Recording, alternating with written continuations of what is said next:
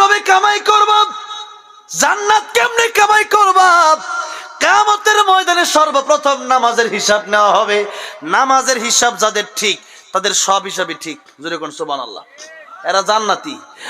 আর যারা নামাজের হিসাব দিতে গিয়ে যারা ধরা খেয়ে যাবে, সব হিসাবে তারা ধরা খাবে। এই জন্য নামাজ 4 ওয়াক্ত পড়েন, 1 ওয়াক্ত পড়লেন না, 1 ওয়াক্ত না পড়াটাই আপনার জাহান্নামে যাওয়ার কারণ হতে পারে। 1 ওয়াক্ত না পড়াটাই কবিরা গুনাহ। মুসা কালিমুল্লাহর কাছে একজন মহিলা আসলো, এসে বলল, পয়গম্বর, আমি জিনা করেছি, আমার জিনার পরে আমার সন্তান হয়েছে, সন্তানের হত্যাও করেছি, আমার চেয়ে খারাপ কেউ আছে? মুসা কালিমুল্লাহ বলেন, তোর চেয়ে খারাপ আর কে হবে? এমনি জিবরাইল আমিন ডেকে বলেন, আল্লাহর পয়গম্বর, আল্লাহ রাব্বুল আমিন জানিয়েছেন এই জিনাকারিনী মহিলার চাইতে, হত্যাকারী মহিলার চাইতে আরো বড় খারাপ ওই ব্যক্তি যে ব্যক্তি নামাজ পড়লো না। নামাজ যে ব্যক্তি পড়লো না সে ব্যক্তি এত জঘন্য। অথচ আমরা নামাজ না পড়াটাকে গুনাই মনে করি না। কথা ঠিক না বেঠিক? কোন ওয়াজ করেন, ওয়াজ কি ওয়াজ করবো? নামাজ পড়েন, এটাই তো ওয়াজ। ওয়াজ পুরানো আছে, কিন্তু আমাদের মনে থাকে না, মনে করানোর জন্যই মাহফিল। এবার আসুন, যদি 5 নম্বর নামাজ হয়ে থাকে, এই নামাজি হওয়ার পরেও আপনাকে জাহান্নামে যাওয়া লাগবে, কারণ জুমা পড়ছেন আর 5 ওয়াক্ত বাকিগুলো পড়েন নাই। তো জুমা পড়া তো সহজ, সারা সপ্তাহ জুমা পড়ার চেয়ে একদিন ফজর পড়া এখন বর্তমান শীতে কঠিন। কথা ঠিক না বেঠিক? এই সময়, শীতের সময় ঠান্ডা পানিতে যারা ওযু করে নামাজ পড়ে, আমার তো মনে হয় এই যুগের সবচেয়ে বড় আল্লাহর ওলি হেরা। কথা ঠিক না বেঠিক? মনে হয় মাঝে মধ্যে গুস্ত মনে হয় আড্ডি থেকে আলাদা হয়ে যাবে। কথা ঠিক না? এত ঠান্ডা পানি, বরফের মতো ঠান্ডা। যখন ওযু করি তখন বলে আল্লাহ রে, আল্লাহ তুমি দেখো আল্লাহ। কথা ঠিক না? যে আল্লাহ তুমি দেখো আল্লাহ, যে ঠান্ডা পানি, এই ঠান্ডা পানি দিয়া যার ভিতরে আল্লাহর ভয় নাই, সে ব্যক্তি কখনোই এই ফজরের সময় ঠান্ডা পানি দিয়ে ওযু করে নামাজ পড়তে পারে? একে তো ঘুম থেকে ওঠাই কষ্ট, আবার আরেক দিকে দেখা গেছে ঠান্ডা পানি দিয়া ওযু করা কষ্ট, আবার কুয়াশার ভিতরে হেঁটে মসজিদ যাওয়া কষ্ট। এতগুলো কষ্টের পর যা নামাজ পড়বে, আর তাদের পুরস্কার তো জান্নাতি হবে। আর কি হবে? যেরকম সুবহানাল্লাহ। আজ নামাজ পড়ে না, জুমা পড়ে, রোদ উঠছে, জুমা নামাজ যাওয়া এরকম কোনো কঠিন ব্যাপারই না, এটা সবাই যাইতেই পারে। কিন্তু এই ফজর যারা পড়ে না, মুনাফিকদের আলামত ফজরের নামাজ না পড়া। মুনাফিকরা 4 ওয়াক্ত পড়তো কিন্তু ফজরের নামাজ পড়তো না। মুসলমান বলেন, আজকে মসজিদে জুমায় মুসল্লি বেশি না ফজরে মুসল্লি বেশি? বলেন বলেন, জুমাই বেশি। তাই কই বলেছেন, নামে মুসলমান নাকি কামে মুসলমান তুমি, নামে মুসলমান নাকি কামে মুসলমান। নামে কামে মিল না হলে, নামে কামে মিল না হলে বইবে যে তুফান তুমি। নামে মুসলমান নাকি কামে মুসলমান তুমি, নামে মুসলমান নাকি কামে মুসলমান। নাম রেখেছে ফজর আলী, ফজর পড়ে না। আছে না? এই সমাজে এমন লোকের সংখ্যা অগণনা। নাম রেখেছে আব্দুর রহমান, কোরআন পারে না। এই সমাজে এমন লোকের সংখ্যা অগণনা। এমন সমাজ বদলা থেকে, এমন সমাজ বদলা থেকে রাখবে অবদান তুমি। নামে মুসলমান নাকি কামে মুসলমান তুমি, নামে মুসলমান নাকি কামে মুসলমান। এই জন্য নামে মুসলমান হলে হবে না, কাজে মুসলমান হওয়ার দরকার আছে না নাই? তাই আল্লাহ রাব্বুল আলামিন বলেছেন, ইয়া আইয়ুহাল্লাযীনা আমানু উদখুলু ফিস-সিলমি কাফা। হে ইমানদারেরা, ইসলামের ভিতরে পরিপূর্ণ প্রবেশ করো। কারণ মুনাফিক গোলা সুখের সময় নবীর সাথে ছিল, দুঃখের সময় মুনাফিক গোলা নবীর সাথে ছিল না। তাই তো কই বলেছেন, সুন্নাত নয় শুধু দাওয়াতের মেহমান, সুন্নাত নয় শুধু খাওয়া শেষ মধুপান, আরো কিছু সুন্নাত আছে তুমি জানো কি? জানলেও জীবনে কখনো তা মানো কি? ঠিক না ঠিক? সুন্নাত শুধু নয় বকর চড়াতে যাওয়া,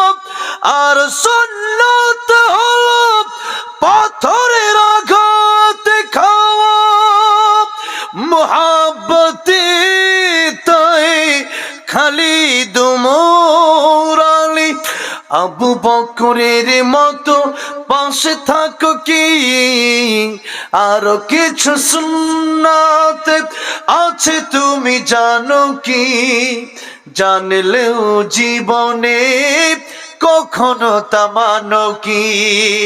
এই জন্যে শুধুমাত্র সুখের সময় ইসলামে থাকলেই হবে না, দুঃখের সময় কষ্টের সময়ও ইসলামে থাকার দরকার আছে না নাই? তাই তো নবী বলেন আর দুনিয়া সিজনুল মুমিন ওয়া জান্নাতুল কাফির, এই দুনিয়া মুমিনের জন্য কষ্টের জায়গা জেলখানা, আর কাফিরের জন্য আরামের জায়গা। কাফিরের দুনিয়ায় যা মনে চায় তাই করবে, কাফিরের মন চাইলে তারা নাচ গান করতে পারে, কিন্তু মুসলমান মুসলমান মুসলমান হয়েও নাচ গান আর করতে পারে না। কিন্তু মুসলমান হয়েও এখন নাচ গান করে কি করে না? করে। হ্যাঁ, তাইলে মুসলমান কাফেরও নামাজ পড়লো না, মুসলমানও পড়লো না, তাহলে কি কোনো পার্থক্য থাকলো? তাহলে এই কেবলমাত্র আমি বললাম মুসলমান কিন্তু কাজে করবে না, তাহলে হইল? ফেরাউনও কিন্তু আল্লাহ কিন্তু আল্লাহ রাতের গভীরে গিয়ে কিন্তু আল্লাহ আমি যে খোদা না ওইটা আমি ভালো করেই জানি, কিন্তু এই দুনিয়ায় আমার মনে চায় আমি নিজের খোদা দাবি করি, খুব ভালো লাগে আমার। আল্লাহ তোমার পাও দিরা ধরি আল্লাহ, আমার ইজ্জত সম্মান তুমি নষ্ট করিও না আল্লাহ, আমার রব হিসাবে যে কই আল্লাহ বৃষ্টির সময় বৃষ্টিটা ঠিকঠাক দিও। এখন আমার বৃষ্টির সময় তো আমারে ধরে, আমি যদি বৃষ্টি না দিতে তা আমার জনগণ পিটাইবে, তুই কিসের খোদা? এখন আল্লাহ তুমি দিও আল্লাহ, কারণ আমি যদি বিপদে পড়ি তাহলে তো আমার মানুষ খোদা বলবে না। এখন ফেরাউনও কিন্তু রাতের গভীরে গলায় রশি লাগায় কইতো আল্লাহ তুমি যে খোদা আমি জানি, কিন্তু এরপরও আমি খোদা দাবি করলে খুব ভালো লাগে। তাহলে ফেরাউনও কোরআন শরীফে আছে, ফেরাউনও মরার সময় কি ছিল? আনা মিনাল মুসলিমিন, আমি মুসলমান। আল্লাহ কই এখন আর কাজ হবে না। সুতরাং আমরা যারা মুখে মুখে মুসলমান বলি, এই মুখে মুখে বইলা জান্নাতে যাওয়া যাবে। নামাজ পড়তে হবে কয় ওয়াক্ত? 5 ওয়াক্ত। 5 নাম্বার নামাজি যারা 5 ওয়াক্ত পড়ে না, খালি জুমা পড়ে, এদের এই 5 ওয়াক্ত না পড়ার কারণে জাহান্নামে যাওয়া লাগবে। এই 5 নাম্বার সিরিয়াল থেকে বের হয়ে আসতে হবে। 4 নাম্বারে দেখি কারা? 4 নাম্বারে ওই নামাজি যে নামাজ পড়লো কিন্তু ঠিকঠাক নামাজ পড়লো না, নামাজ পড়ছে কিন্তু উজু জানে না, গোসল জানে না। গোসল করে জিজ্ঞাসা করলে গোসলে ফরজ কি?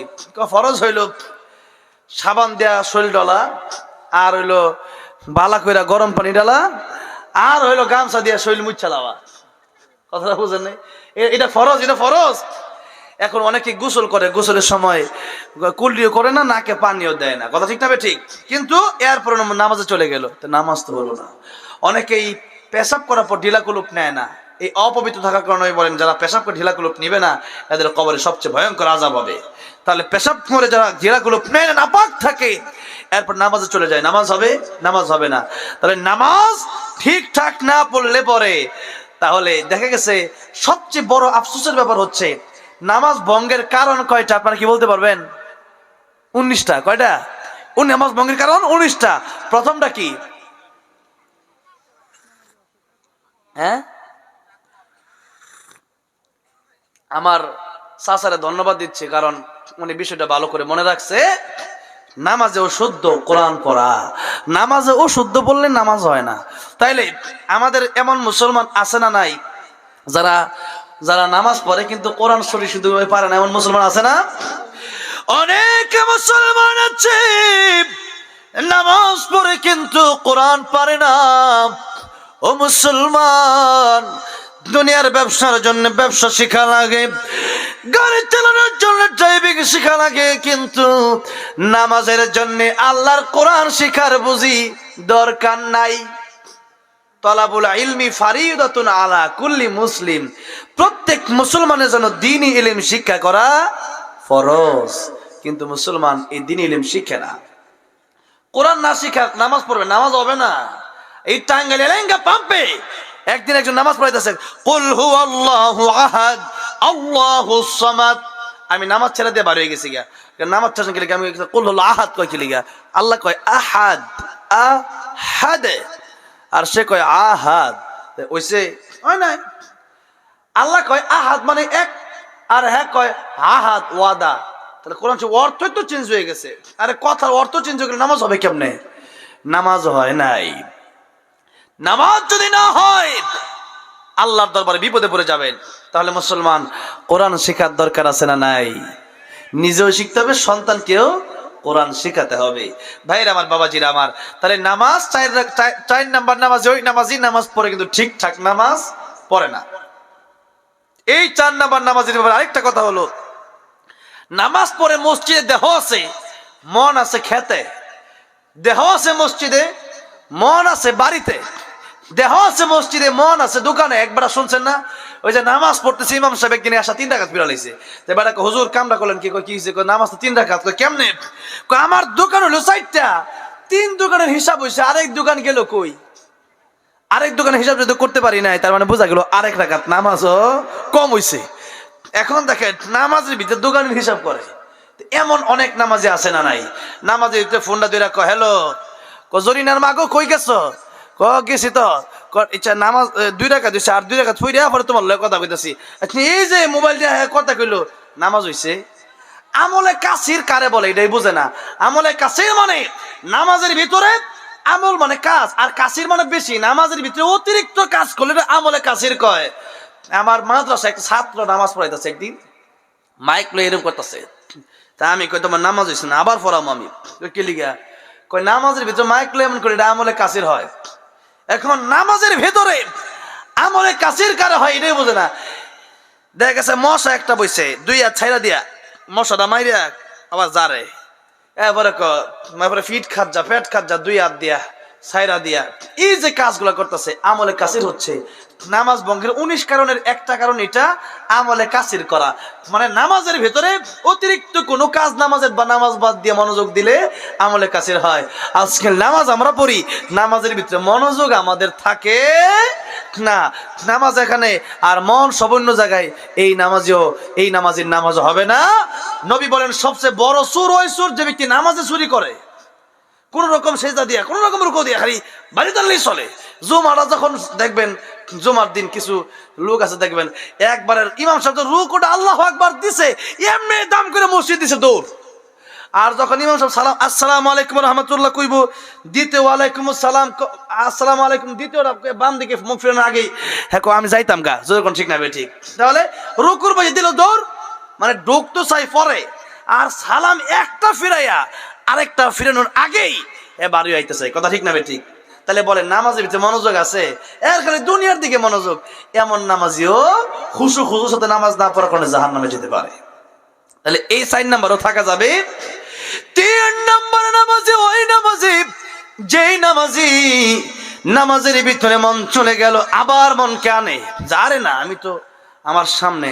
নবী বলছেন তুমি আল্লাহরা দেখতেছো, আল্লাহ তোমারা দেখতেছো, তুমি ওইভাবে ইবাদত করো। এখন আমরা যদি এখন ইবাদত করি, ইবাদতের সময় মোবাইল যদি ধরি, অন্যদিকে মনোযোগ থাকে, তখন তো এই কথা মনে হয় না। এখন আল্লাহ নবী বলেন তুমি যদি আল্লাহকে নাও দেখো, তুমি মনে রাখো তোমারে কিন্তু আল্লাহ ঠিকই দেখতেছে। এটা মনে করো নামাজ পড়ো। তাহলে এইভাবে নামাজ পড়লে 3 নাম্বার নামাজি এইভাবে নফসের সাথে যুদ্ধ করতে পারলে, নামাজের ভিতরে মনোযোগ বাড়ানোর চেষ্টা করলে সেই নামাজি জান্নাতে যাবে। জোরে করে সুবহানাল্লাহ। 2 নাম্বার নামাজি ওই নামাজি এরকম চেষ্টা করতে করতে যখন তার পরিপূর্ণ চিন্তা চলে আসবে যে না আমার সামনে আল্লাহ, আমি আল্লাহ, আমার আল্লাহ আমার দেখতেছে, তখন আল্লাহর ভয় তার অন্তরে চলে আসে। কারণ নামাজের ভিতরে যারা আল্লাহ দেখে, নামাজের বাইরেও তারা আল্লাহ দেখে। তাই আল্লাহ কি জানিয়েছেন সালাত তানহা আনিল ফাহশাই ওয়াল মুনকার, নিশ্চয় নামাজ অশ্লীলতা থেকে এবং গুনাহ থেকে, পাপাচার থেকে তোমাদেরকে বাঁচায় দেয়।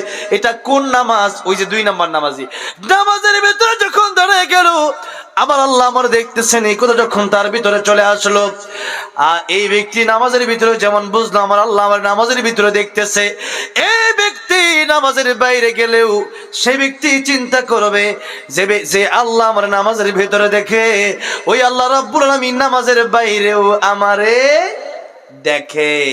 এই চিন্তা যার ভিতরে আসবে সে ব্যক্তি এমনি আল্লাহর ওলি হয়ে যাবে। কথা ঠিক না ঠিক?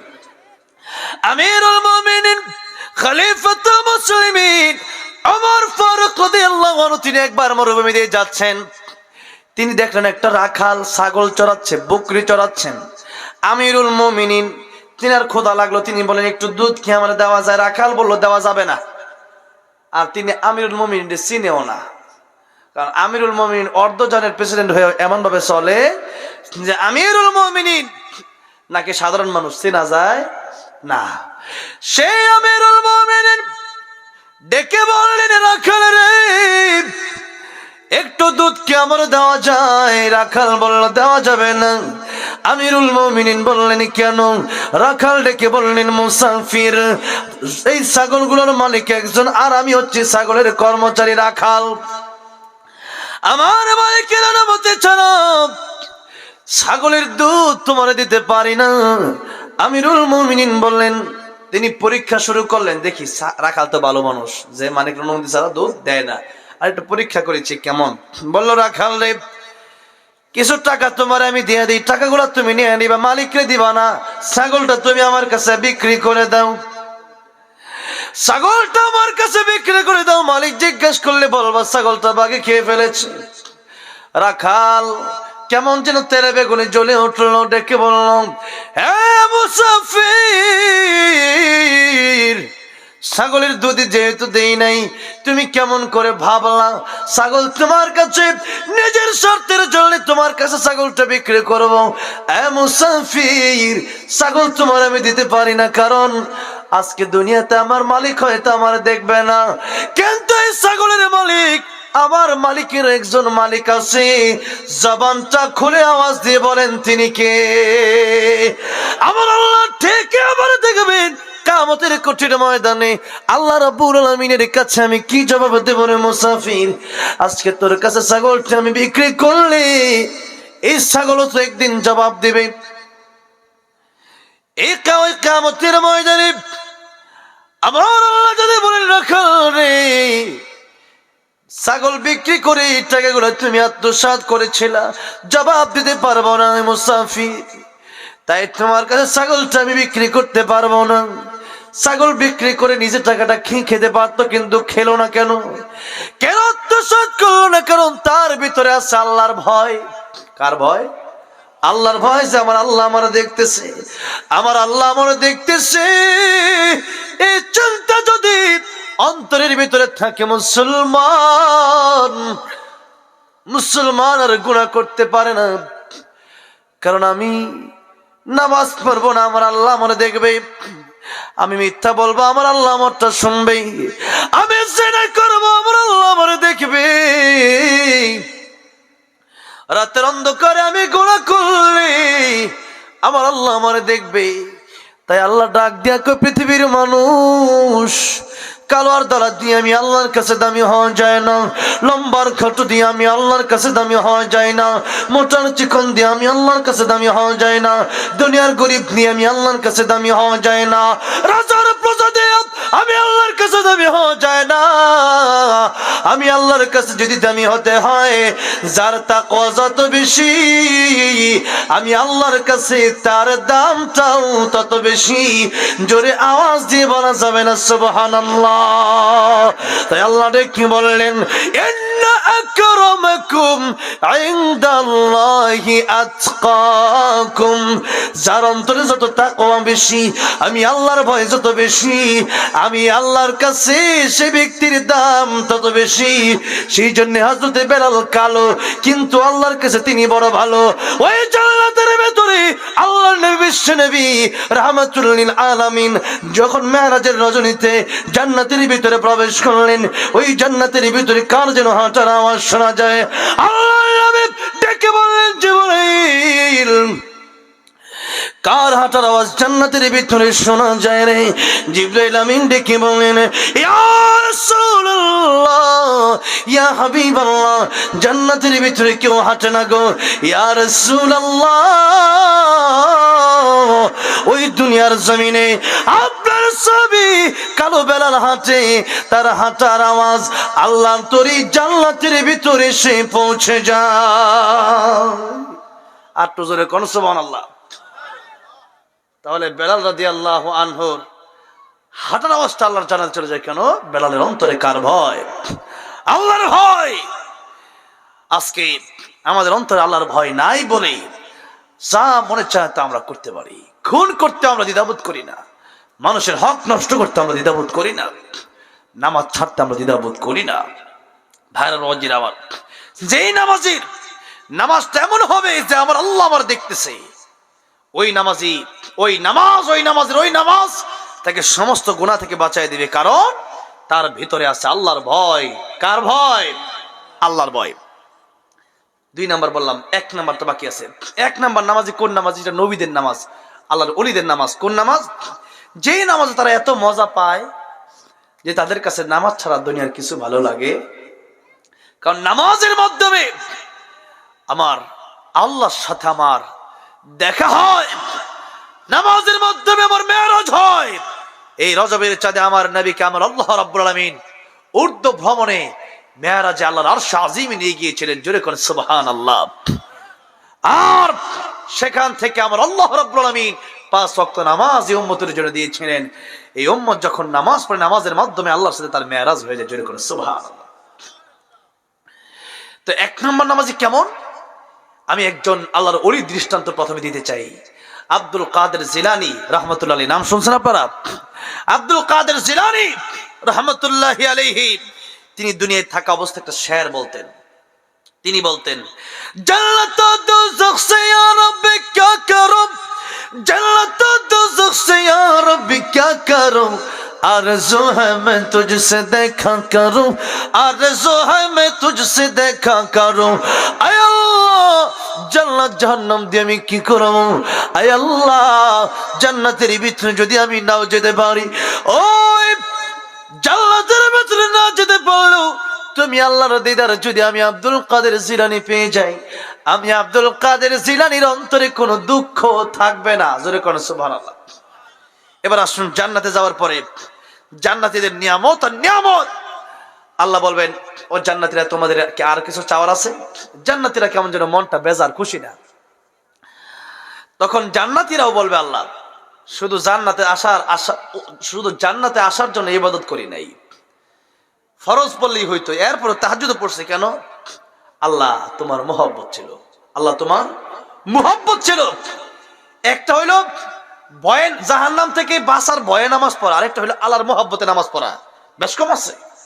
এখন জান্নাতে যাওয়ার পরেও জান্নাতীরা বলবে, আল্লাহ এখনো একটা নিয়ামত বাকি আছে। ওই যে আব্দুল কাদের জিলানী বলছিলেন, তখন তারাও বলবে, জান্নাত ও দোজখ সে ইয়া রব ক্যা করো, জান্নাত ও দোজখ সে ইয়া রব ক্যা করো, आरज़ू है मैं तुझसे देखा करूं, आरज़ू है मैं तुझसे देखा करूं, आय अल्लाह জান্নাত আর জাহান্নাম দিয়ে কি করব? জান্নাতে যদি নাও আসতে পারতাম, আয় আল্লাহ জান্নাতে এসেছি, জান্নাত যদি নাও দাও, তোমার দিদার চাই আল্লাহ, তোমার দেখা চাই, তোমার সাথে মোলাকাত করতে চাই, তোমার দেখার আমাদের বড় ইচ্ছা। আল্লাহর দেখার ইচ্ছা আছে না নাই? আছে না? আল্লাহ বলেন, ফামান কানা ইয়ারজু লিকা রাব্বিহি ফালইআমাল আমালান সালিহা ওয়ালা ইউশরিক বিইবাদাতি রাব্বিহি আহাদা। তোমরা যদি শিরক মুক্ত ঈমান আর নেক আমল নিয়ে আসতে পারো, আমি আল্লাহ তোমাদের সাথে দেখা করব। জোরে কোন সুবহানাল্লাহ। ভাইরা বাবাজিরা আমার, তাহলে সবাই শুধু জান্নাতে যাওয়ার আশায় নামাজ পড়ে না, আল্লাহর মুহাব্বতে নামাজ পড়ে। আরেকটা হাদিস শোনাই আপনাদেরকে। আল্লাহ নবী বলেছেন, আল আম্বিয়া ও আহইয়াউন ফি কুবুরিহিম আল মুসাল্লুন, যে আল্লাহর নবীরা তাদের প্রত্যেকের কবরে তারা জীবিত। জোরে কোন সুবহানাল্লাহ। আর আমার নবী বলেছেন, আমাদের নবী রাহমাতুল্লাহ আলাইহি নবী বলেছেন, আমার রওজা পাকের পাশে আয়েশা যে ব্যক্তি সালাম দিল, আমি নিজ কানে তার সালামটা শুনতে পাই। জোরে কোন সুবহানাল্লাহ। মান যারা কবরি ওয়াজাবাত লাহু শাফাআত, আমার কবর যে জিয়ারত করবে সে ব্যক্তির জন্য আমার সুপারিশ ওয়াজিব হয়ে যাবে। জোরে কোন সুবহানাল্লাহ।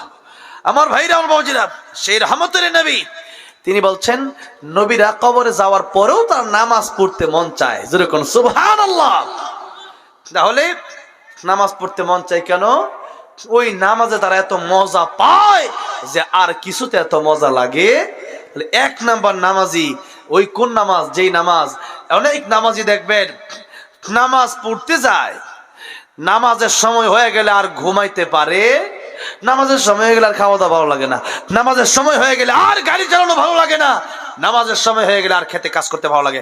যখন নামাজের সময় যখন মুয়াজ্জিন ডাক দিল, আল্লাহর পথে আসো, নামাজের দিকে আসো, তখন নামাজ ছাড়া তার কাছে আর কিছু ভালো লাগে তাই তো ওই যে গজল আছে না, নামাজকে বলো না কাজ আছে, কাজকে বলো আমার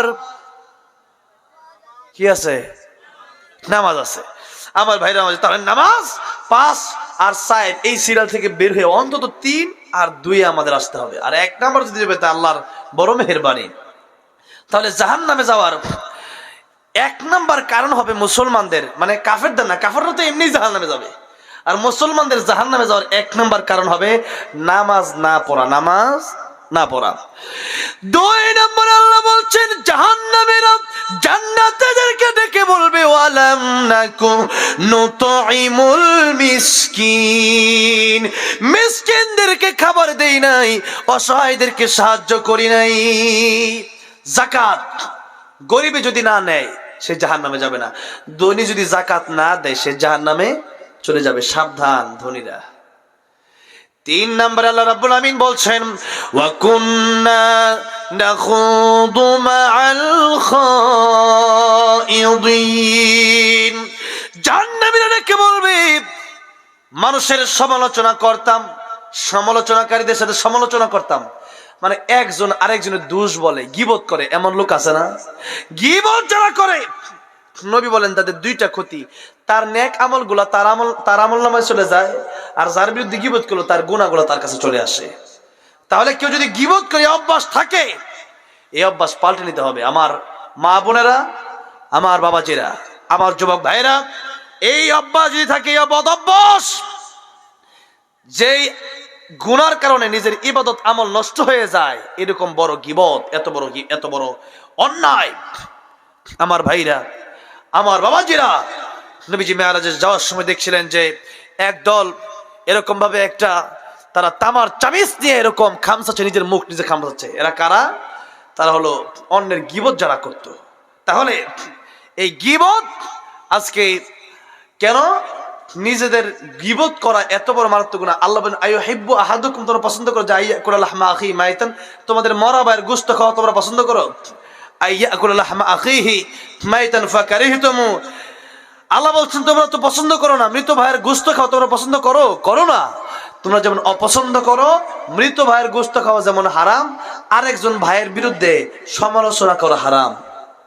কিন্তু আমরা আজকে আরেক বেড়া ওইটা করছে, ওই লোক ওইটা করছে, এটা চিন্তা করলো কিন্তু নেই বলে আল কাইয়্যিসু মান দানা নাফসাহু ওয়া আমিলা লিমা বাদাল মাউত, প্রকৃত জ্ঞানী ওই ব্যক্তি যে ব্যক্তি নিজেকে নিয়ে চিন্তা করে এবং পরকালে কবরের জন্য আমল করে নেয়। কিন্তু মুসলমান আজকে সেরকম আমল আমরা করি না। ভাইরা বাবাজিরা, 4 নাম্বার উত্তরটা দিয়েই আমি আলোচনা শেষ করব। 4 নম্বরে আল্লাহ পাক বলছেন ওয়া কুন্না নুকাযযিবু বিয়াউমিদ্দিন, জাহান্নামীরা জান্নাতীদেরকে 4 নম্বর উত্তর যেটা দিবে সেটা হচ্ছে আমরা কিয়ামতের ময়দানকে অস্বীকার করতাম। আমাদের অনেক মুসলমান দেখবেন যদি মনে করেন আপনি 500 টাকা পান, জিজ্ঞেস করলে দিবা না? আর দিব না, কি হয়েছে তাইলে? কিয়ামতের ময়দানে ধরবো। কেমন পরে মরার পরেরটা মনে পরে দেখা যাবে। এই যে আপনি বললেন মরার পরে দেখা যাবে, যারা বলে এদের কিয়ামতের প্রতি বিশ্বাস আছে না। এরা মুসলমান হয়েছে কিন্তু পরকালের প্রতি তাদের ধারণা নাই, বিশ্বাস নাই, তারা গাফেল। সেই জন্য পরকালের প্রতি আমাদের বিশ্বাস রেখে পরকালের জীবন আর কোনো মরণ হবে না, সেই আসল জীবনের কথা চিন্তা করে নামাজ ছাড়া যাবে এবং গরিব অসহায়দের পাশে থাকা লাগবে এবং গীবত করা যাবে না। আজকের আলোচনা এ পর্যন্তই।